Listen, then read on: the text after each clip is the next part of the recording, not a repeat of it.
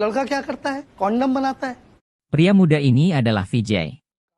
Dia ingin melamar gadis yang dicintainya, tetapi lamarannya langsung ditolak ketika keluarga wanita itu mengetahui bahwa Vijay bekerja sebagai manajer di sebuah pabrik kondom. Akhirnya pada keesokan harinya Vijay memilih untuk resign dari pekerjaannya karena jika ia tetap bekerja di sana, akan sulit baginya untuk menikah. Semua itu karena pada saat itu terdapat stigma bahwa bekerja di perusahaan seperti itu adalah sesuatu yang tidak pantas. Lamba sebagai pemilik perusahaan tersebut sudah berusaha untuk menghalangi Vijay untuk resign, namun Vijay tetap keluar karena ia ingin menikah. Di daerah yang dikenal sebagai Karnal, ada seorang gadis bernama Sanya yang merupakan lulusan kimia. Dia tidak mempunyai pekerjaan, jadi untuk mengisi waktunya, dia mengajar anak-anak tentang kimia dengan membuka bimbingan belajar privat untuk mata pelajaran kimia. Sanya memiliki seorang ibu yang menghabiskan sebagian besar waktunya berjudi dengan para pemuda karena ia ingin mendapatkan banyak uang dan karena Sanya belum bisa mendapatkan pekerjaan. Mendengar pernyataan ibunya seperti itu, Sanya berjanji akan mencari pekerjaan besok. Keesokan harinya, Sanya pergi ke wawancara kerja dengan menaiki bus. Di sana, dia bertemu dengan seorang pria bernama Rishi. Sebagai seorang yang baik, Rishi menawarkan Sanya untuk duduk di kursinya, namun Sanya salah paham dan mengira Rishi hanya menggodanya. Setelah Sanya melakukan wawancara, keberuntungan tidak berpihak padanya karena dia kembali ditolak untuk pekerjaan itu. Suatu sore, Sanya dan beberapa anak sedang bermain layang-layang. Layang-layangnya menarik perhatian karena dia menaruh Rp2.000 di atasnya.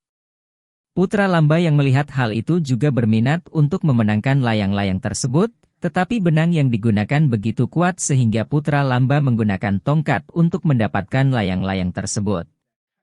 Sanya mengetahui layang-layang itu ditarik dengan tongkat dan kemudian mengejar layang-layang itu karena anak itu berbuat curang. Sanya sampai di rumah Lamba.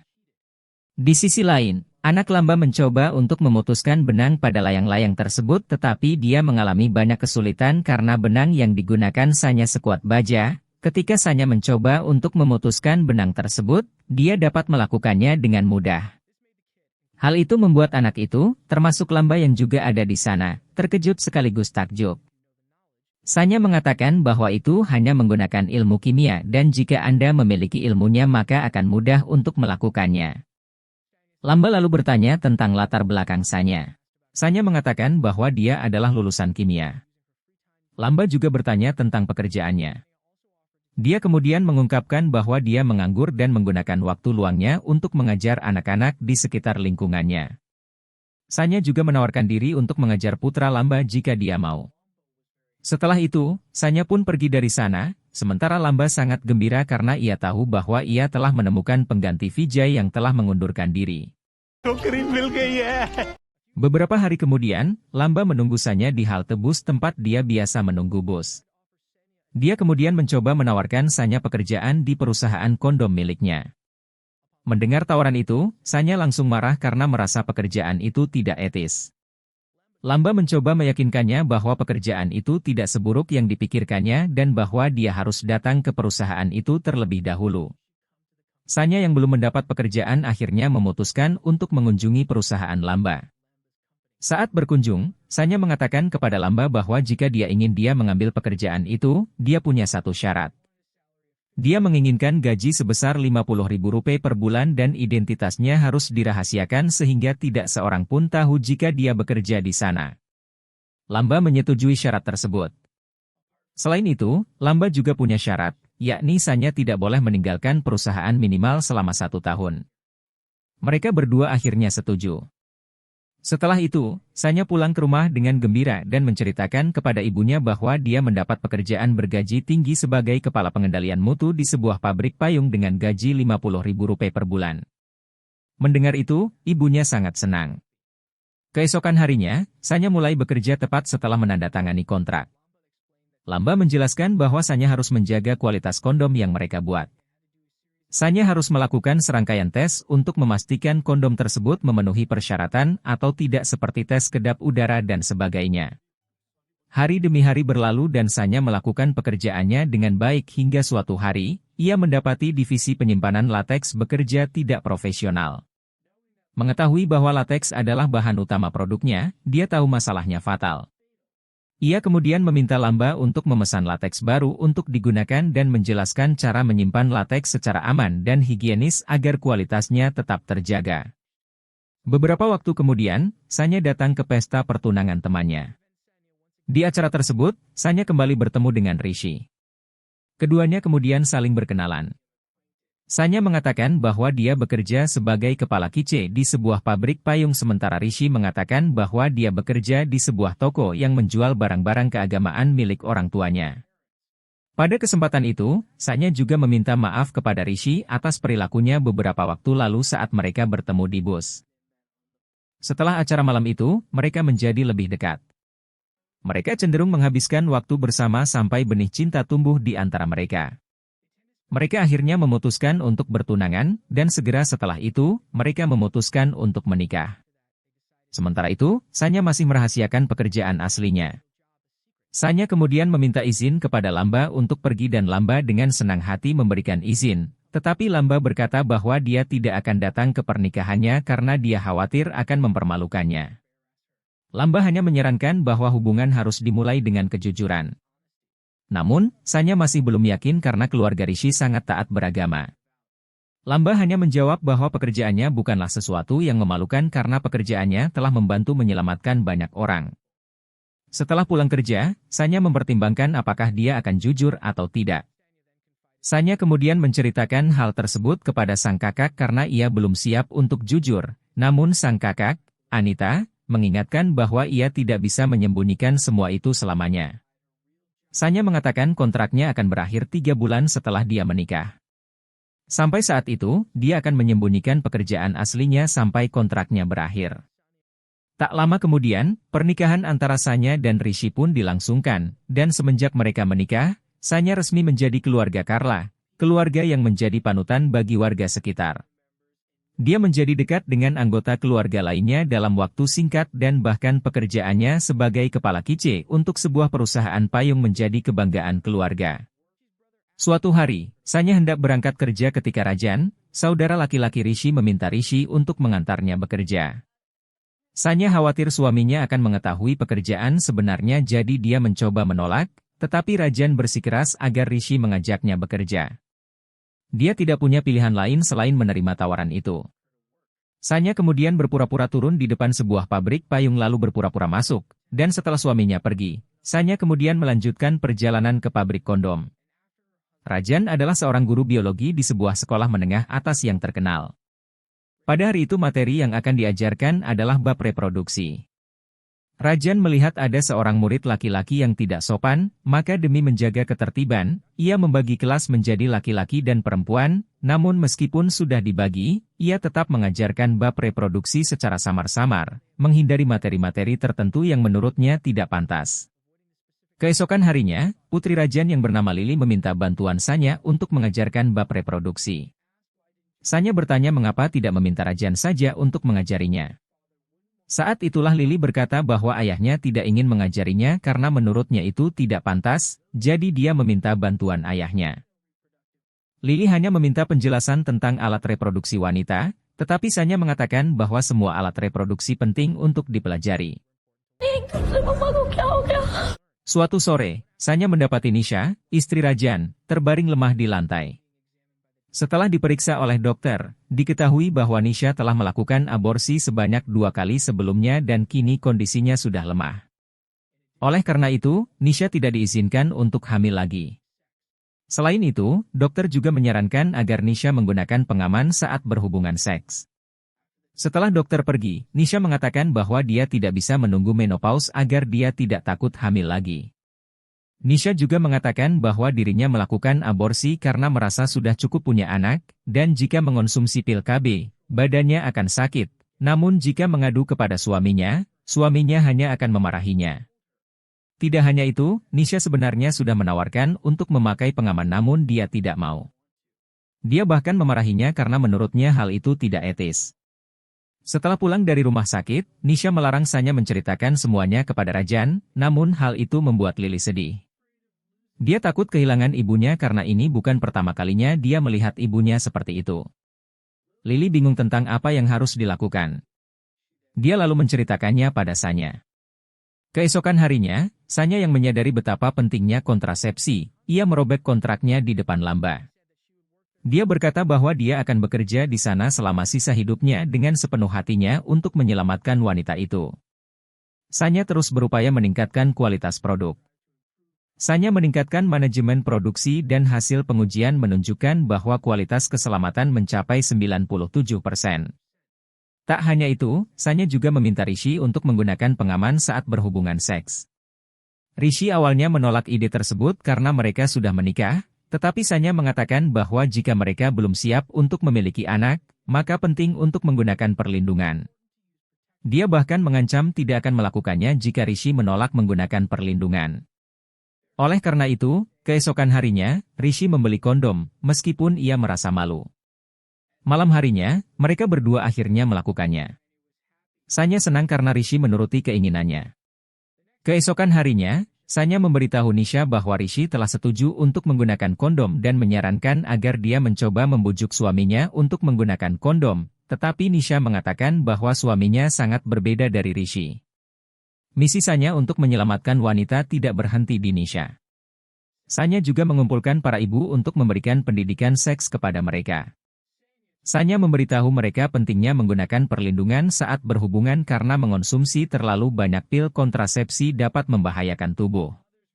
Kemudian para ibu tidak yakin apakah suami mereka akan mau menggunakan pengaman, namun Sanya berbagi cara merayu suami berdasarkan pengalamannya dengan Rishi. Setelah itu, para ibu berhasil membuat suaminya menggunakan kondom. Mereka berbondong-bondong membelinya di toko obat. Tentu saja, hal itu memberikan keuntungan bagi perusahaan Lamba, namun di sisi lain, pemilik toko obat, yang memiliki prinsip yang sama dengan Rajan, marah. Dia tidak suka dengan banyaknya orang yang membeli kondom. Oleh karena itu, ia kemudian memprovokasi para suami agar tidak tunduk kepada istrinya karena mereka adalah pemimpin. Sejak saat itu, para suami menolak ajakan istri mereka untuk melakukan hubungan seksual yang aman. Mereka bahkan mengatakan bahwa mereka bisa menemukan kesenangan di luar. Hal itu membuat para ibu merasa gelisah dan mengadukan hal itu kepada Sanya. Sanya berusaha meyakinkan para ibu bahwa itu hanya gertakan dari para suami, namun para ibu tidak berani mengambil risiko dengan rumah tangganya. Pada akhirnya, para ibu menolak untuk melanjutkan usahanya.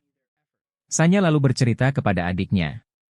Anita mengatakan hal tersebut wajar saja karena selama ini perempuan miskin selalu dituntut untuk menuruti apa kata suaminya tanpa boleh membantah dan tidak ada demokrasi dalam jalan keluarnya. Anita kemudian menyarankan Sanya untuk mengakui semuanya kepada Rishi. Anita yakin Rishi akan mengerti karena dia adalah suaminya. Setelah menimbang-nimbang, Sanya akhirnya memutuskan untuk menceritakan semuanya kepada Rishi. Namun sebelum Rishi sempat mengatakannya, di luar rumah, orang-orang sudah berbondong-bondong berdemo. Mereka protes karena ternyata Sanya adalah orang yang bertugas menguji keamanan kondom. Mereka memperoleh informasi tersebut dari sebuah artikel di surat kabar yang menyebutkan bahwa Sanya adalah kepala kice sebuah pabrik kondom. Rajan sebagai kakak iparnya membelanya karena ia yakin itu semua fitnah. Rajan mengatakan bahwa Sanya bekerja di pabrik payung. Tanpa diduga, Sanya akhirnya mengakui bahwa dia telah bekerja sebagai kepala kice di pabrik kondom. Pengakuan itu membuat semua orang terkejut, terutama Rajan. Pengakuannya telah mencoreng nama baik keluarga mereka karena keluarga Carla dikenal sebagai keluarga yang religius. Rajan kemudian berjanji kepada warga untuk menyelesaikan masalah ini secepatnya. Mengingat keluarga Carla terhormat, penduduk segera bubar. Setelah semua orang pergi, Rajan langsung bertanya sudah berapa lama Sanya bekerja di pabrik kondom. Dia kemudian mengatakan bahwa dia telah bekerja di sana jauh sebelum dia menikah. Rajan kemudian meminta Rishi untuk mengirimkan surat pengunduran diri Sanya ke perusahaan kondom. Sanya mencoba meminta maaf kepada Rajan dengan mengatakan bahwa pekerjaan tersebut tidak tercela karena menyelamatkan banyak orang, tetapi Rajan mengabaikannya karena ia menganggap pekerjaan tersebut ilegal dan melanggar norma. Sanya meminta Rishi untuk membelanya tetapi Rishi tidak mengatakan apapun. Rishi mengatakan bahwa dia kecewa terhadap Sanya karena dia telah berbohong kepadanya dan keluarganya. Rajan lalu berpesan kepada Rishi agar segera mengantarkan surat pengunduran diri Sanya dan akan mengangkat Sanya menjadi guru kimia di sekolah tempatnya bekerja. Dengan begitu, warga sekolah akan perlahan melupakan masalah ini. Di sisi lain, Sanya sangat kecewa karena tidak ada seorang pun di rumah yang memahaminya, jadi dia mengemasi barang-barangnya dan memilih untuk kembali ke rumah ibunya. Beberapa hari kemudian, Lamba dan stafnya mengunjungi rumah ibu Sanya. Dia menyatakan kekhawatirannya tentang apa yang terjadi pada Sanya. Lamba mengatakan bahwa dia tidak tahu apapun tentang berita di surat kabar dan bukan dia yang membocorkan tentang Sanya di surat kabar, tetapi berdasarkan informasi yang didapatnya, Vijay lah yang menyuap seseorang untuk membuat artikel tentang Sanya di media karena dia cemburu padanya. Staf Lamba juga memuji Sanya karena ingin memberikan pendidikan seks kepada para ibu sehingga mereka bisa diselamatkan. Dia berkata jika Sanya memberitahu istrinya lebih awal, maka istrinya mungkin masih ada di sana sekarang. Mendengar itu, Sanya tiba-tiba teringat tentang Lily dan Nisha. Dia tahu bahwa tidak ada seorang pun yang peduli untuk mengajari Lily tentang pendidikan seks untuknya termasuk ayahnya, meskipun dia adalah seorang guru biologi. Ayahnya seharusnya bisa memberikan ilmu pengetahuan padanya. Oleh karena itu, Sanya memutuskan untuk mencoba membuat Rajan bersedia mengajari Lily tentang pendidikan seks. Selain itu, ia juga akan memberikan edukasi mulai dari akar hingga ke masyarakat. Beberapa hari kemudian, Sanya pun mendatangi sekolah Rajan untuk melamar menjadi guru namun Rajan meminta agar materi mengenai bab reproduksi dijelaskan secara rinci, bukan hanya sekedar formalitas saja. Namun kepala sekolah tersebut justru asyik membanggakan prestasi sekolahnya dan juga menyinggung masalah yang telah mempermalukan keluarga Carla. Tak berhenti di situ, kepala sekolah pun mengusir Sanya dari ruangannya, namun Sanya tidak patah semangat.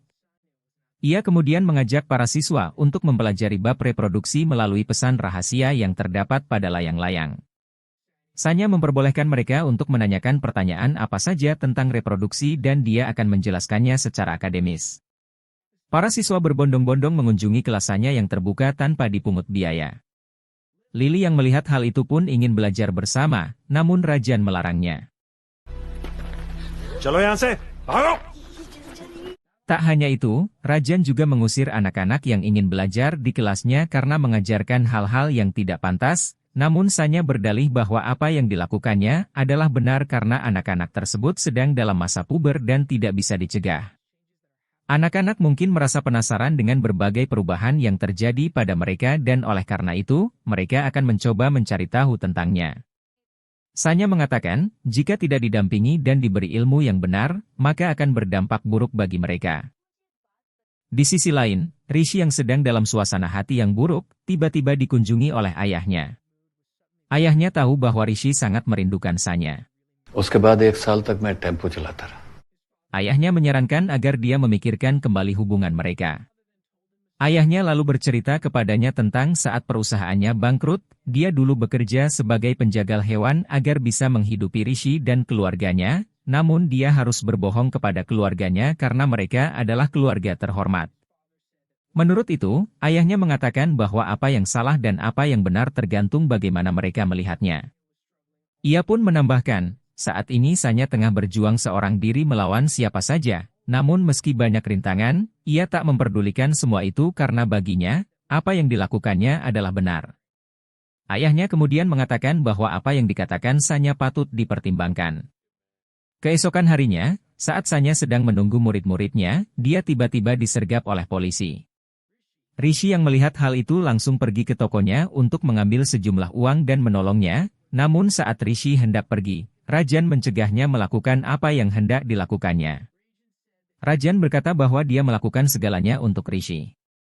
Rishi yang tahu bahwa Rajan adalah orang yang menyuruh polisi menangkap Sanya pun tak tinggal diam, namun Rajan mengancam akan memecat Rishi dari tokonya jika ia menolongnya dan mengatakan bahwa ia tidak akan bisa mendapatkan pekerjaan lain karena ia tidak tamat sekolah.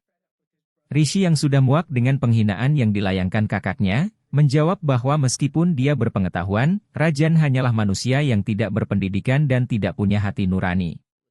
Rishi kemudian menemui Sanya di kantor polisi. Rishi pun meminta maaf padanya, dan akhirnya mereka berdua berbaikan.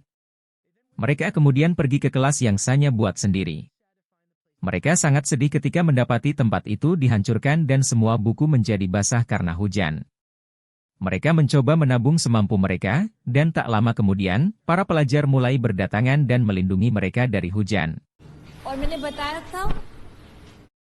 Keesokan harinya, Rajan terbangun setelah mendengar anak-anak sedang belajar reproduksi di depan rumahnya. Awalnya Rajan marah dan menyuruh anak-anaknya bubar disertai ancaman.